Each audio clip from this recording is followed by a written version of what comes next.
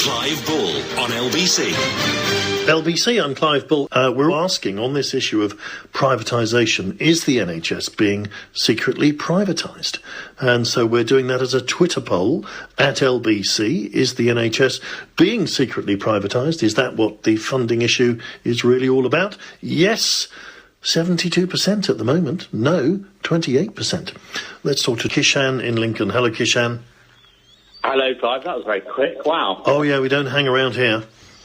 No, fair enough. That's good. I remember what I just said to your producer. Excellent. I think many doctors have no idea what's going on with STPs, let alone patients. And I think, the NHS is critical. It's in danger of having its life support machine turned off. And unless people actually wake up to this and start getting involved in the discussion, they're going to wake up tomorrow and they're going to find that the NHS is gone and they'll be having a private insurance-based model pushed to them and peddled as the solution and the answer. And quite frankly, we've just got to look at healthcare systems around the world and see that we've got a treasure, we've got something that's great, we've got something that helps and looks out for people, but let's put it to the public and see whether they want to keep it or not. I think most people would.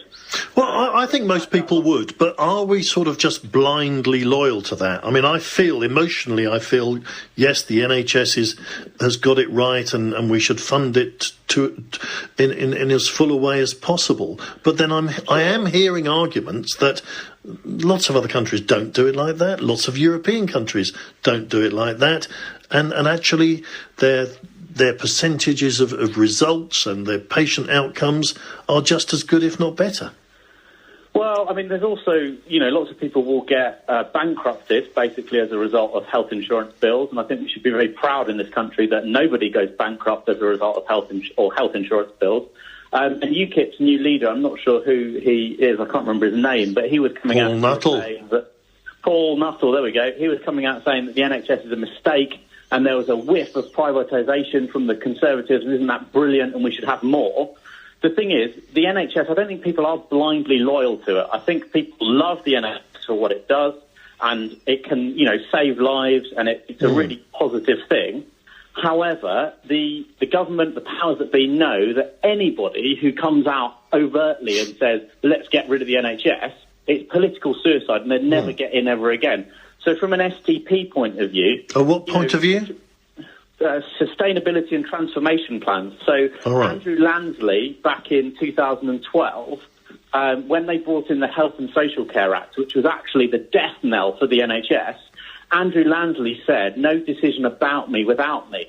Now, I don't understand how they can push through STPs, which are the sustainability and transformation plans, without involving patients and members of the public, in terms of how they want their services reconfigured. And they say it's unsustainable, they say we've got to live within our means, but they're not putting enough money in at the top. And it's not just the fact that there's not enough money. Obviously, there is an efficiency argument to be had, but not on the extent where, within 5 years, they want to shut half of the A&Es in the country. And do you feel that this is sort of deliberate, or is it just times are tough, everyone's complaining they're underfunded? Everybody you talk to, the police, the prisons, everybody says they're underfunded. Yeah, and the police officers, the paramedics, all public services, you certainly, from a healthcare setting, stand united and understand that times are tough. But if you look at it, this is part of a privatisation agenda that has spanned from when Margaret Thatcher sold off children's death. But is it? I mean, we just had the shadow health minister, Labour's spokesperson, and even he's not sure whether it's a plot or just an accident. That's a bit concerning, isn't it? If he's not sure, I'm not sure. Who was that? Who was the shadow? Justin Madders, health minister, and he's not sure. He said that you can see there's elements of privatisation, but then of course Labour brought in some of those as well. Yeah, I mean, of course, New Labour, and you look at the PFI initiatives have been an absolute disaster, where you have, £3,000 to change a light bulb because somebody's got to drive down from Scotland to change a light bulb. And then also the bloated middle management, and a lot of money goes on management consultancy fees. Now, I might be talking myself out of a management consultancy job because I'm doing an MBA at the moment, but should we really be spending, £7,000 a day on management consultancy firms? No, we shouldn't. I suspect that. Kishan, thank you very much. I'm glad we got you on the air. I want to squeeze in a couple more if I can. Chris in the Lake District.